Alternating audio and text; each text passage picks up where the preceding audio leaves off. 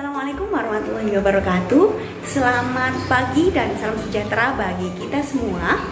Di sini saya Okni Krisania Tauhida dari Sosiologi 2019A dengan NIM 1904056406 akan mewawancarai salah seorang pengusaha di daerah Mojosari, Mojokerto, dan nanti hasil wawancaranya akan saya kaitkan dengan teori kesadaran kelas George Lucas. Terima kasih. Selamat menonton. Assalamualaikum warahmatullahi wabarakatuh. Selamat pagi dan salam sejahtera bagi kita semua.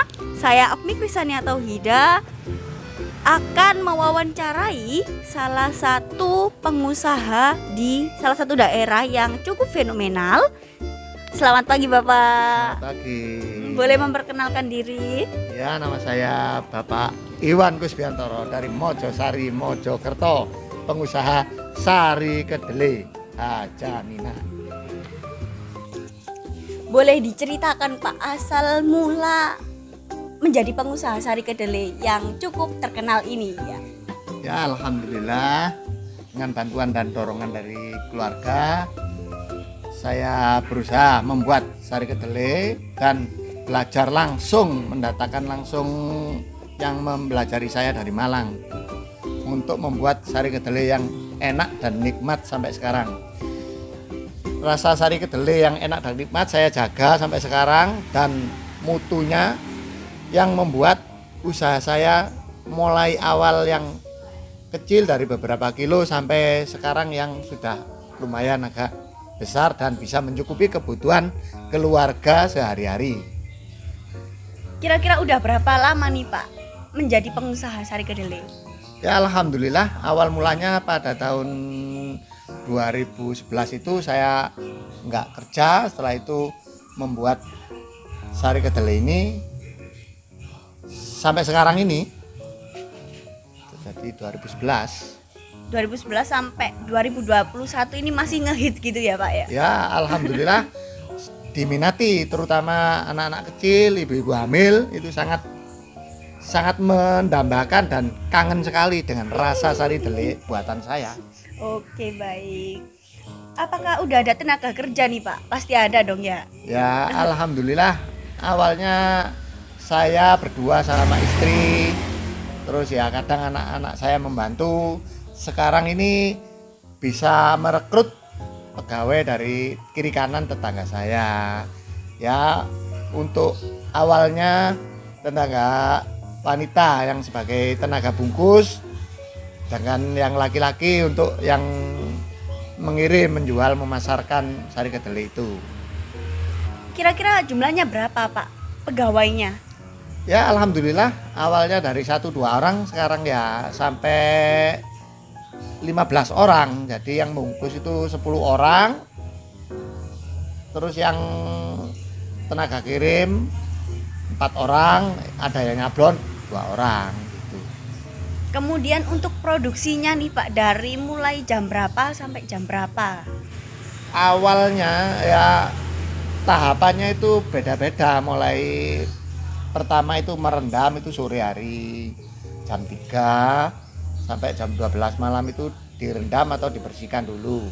Setelah itu jam 11 malam itu mulai lagi untuk produksi pemasakan jam 11. Tenaga kerjanya itu jam 12 yang bungkus-bungkus itu datang.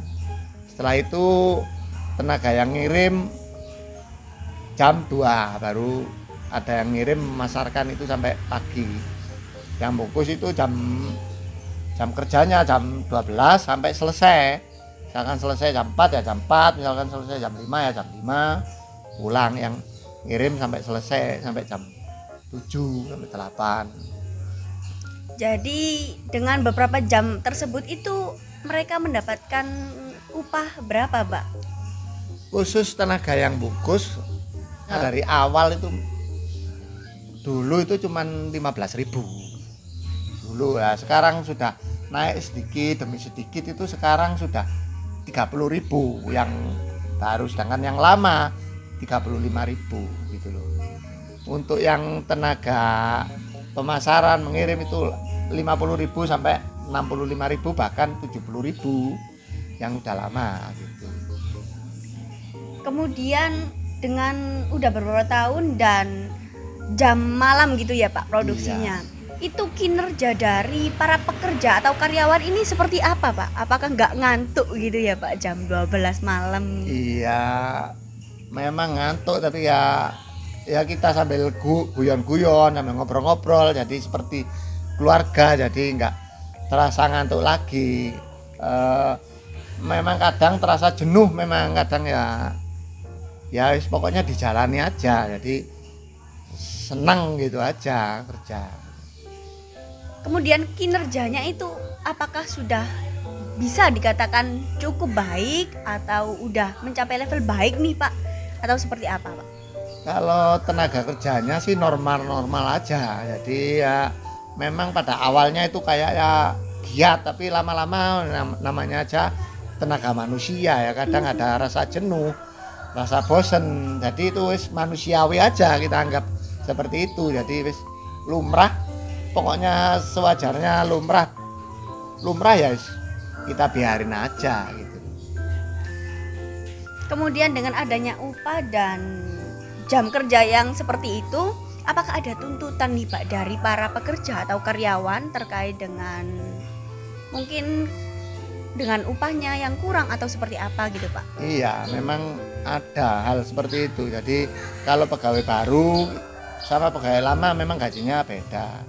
Jadi untuk yang baru ini kadang mereka menuntut, kan yang lama naik, yang baru ini kadang menuntut udah 2 tahun ini kok belum naik gitu. Sedangkan kita naik itu ya lihat prestasi kerjanya, dia itu kerjanya itu kayak ada loyalitas apa enggak. Kalau ada loyalitas ya kita ya jadi kayak seneng gitu mau menaikkan. Kalau enggak ada loyalitas ya kita tetapkan aja. Nanti misalkan dia jenuh ya berhenti, kita ganti gitu aja. Soalnya kan kita cari kerja itu yang ada loyalitas, ada rasa kekeluargaan. Jadi kalau memang mereka punya loyalitas, nggak meminta pun kita akan naikkan sendiri. Tiap tahunnya itu memang naik, jadi tapi ya nggak bisa naik banyak, ya memang sedikit-sedikit, 2.500, 2.500. Ya dulu kan memang awalnya 15.000, sekarang udah 30.000, kan 2 kali lipat. Sedangkan kita jualnya nggak bisa 2 kali lipat, harganya tetap, kan sudah bagus itu. Oke, baik. Terkait dengan keluh kesah menjadi pengusaha sari kedel ini Pak, boleh diceritakan lah sedikit-sedikit. Ya, keluh kesahnya itu ya ada. Soalnya kadang itu ya kita udah produksi banyak, kita perkirakan segini, berapa kilo gitu ya.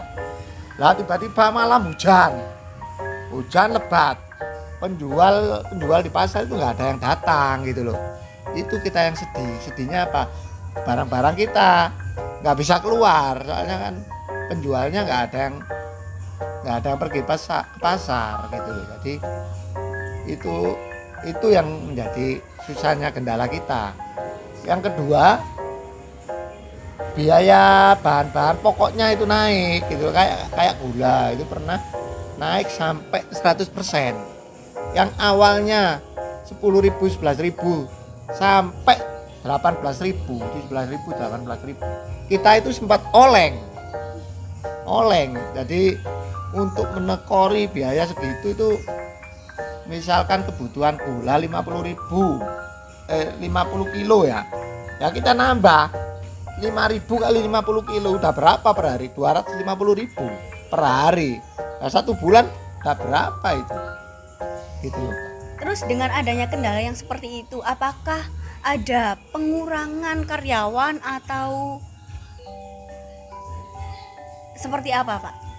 Ya alhamdulillah, kalau masalah kendala seperti itu kita nggak sampai mengurangi karyawan, asalkan pelanggan kita itu masih tetap ada ya cuman kita pakai strategi lain. Contohnya untuk menutupi biaya itu ya kita kecilkan bungkusnya. Jadi kita beli plastik ya, yang ke toko kita langsung cari ke pabriknya, jadi lebih murah. Jadi plastiknya kita kecilkan, yang dulu 17 kali 15 ya kita ganti sekarang menjadi 8 kali 15, jadi lebih kecil. Jadi kita ukurannya aja yang kita kurangi, nggak sampai mengurangi gaji pegawai gitu loh. Kemudian terkait dengan adanya tuntutan yang seperti sebelumnya saya tanyakan, itu ketika ada tuntutan bagaimana respon Bapak selaku pengusaha Sari Kedelai ini, Pak?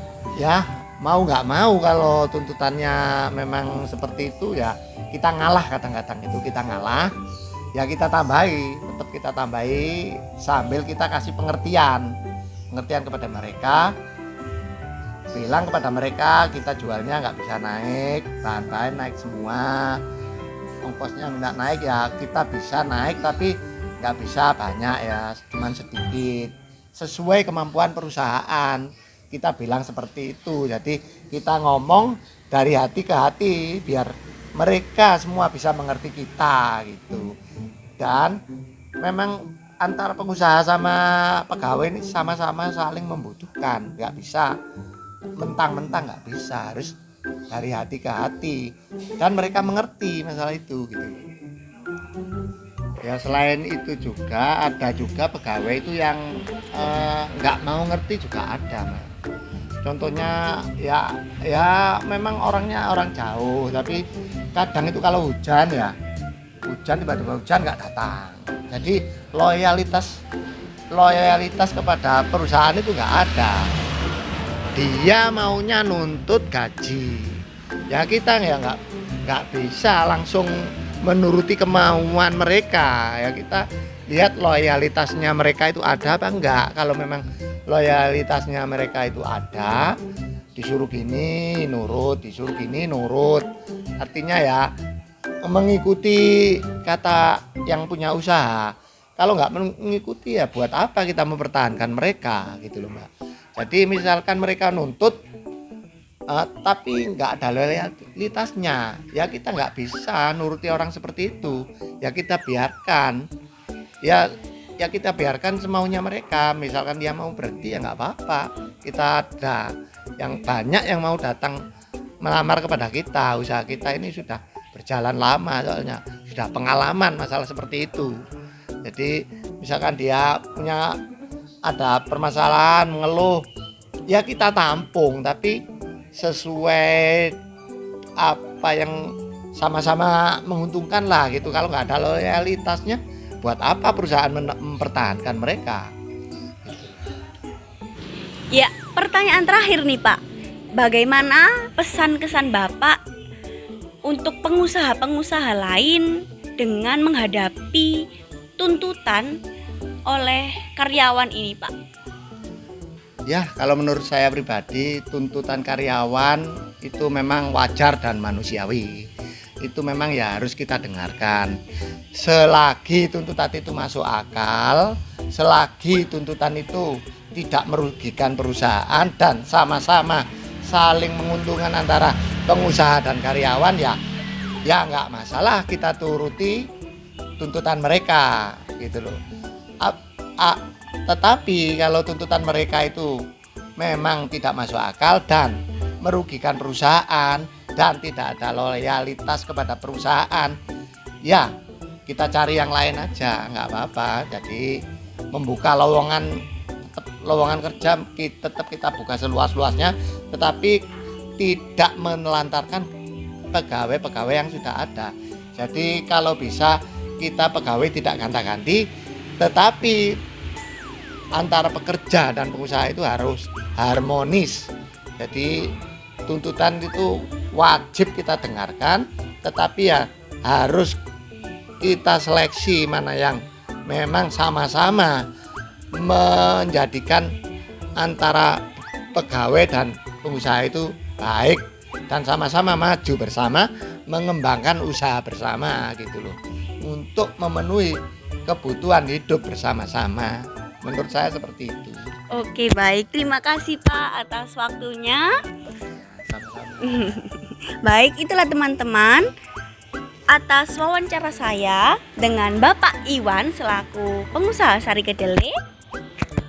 Terima kasih. Iya, baik, itulah tadi wawancara saya dengan salah satu kaum borjuis atau pengusaha sari kedelai di daerah Mojosari, Mojokerto. Kemudian saya akan mencoba mengkaitkan hasil wawancara saya dengan teori kesadaran kelas George Lukács.